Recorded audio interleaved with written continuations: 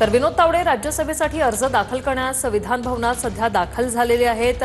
काही वेळापूर्वीच ते विधान भवनात दाखल झालेले आहेत। राज्यसभेचा अर्ज आता थोड्याच वेळात ते भरतील। यावेळी मुख्यमंत्री देवेंद्र फडणवीस हे देखील उपस्थित असणार आहे। भाजपकडून 4 नावं समोर आलेली आहेत। विनोद तावडे यांना देखील उमेदवारी देण्यात आलेली आहे। 12:30 वाजता आता ते उमेदवारी अर्ज भरतील।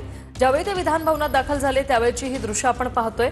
राज्यसभेसाठी अर्ज भरण्यासाठी आता विनोद तावडे हे विधान भवनात पोहोचलेले आहेत। भाजपचे अनेक मंत्री यावेळी त्यांच्या सोबत आहेत।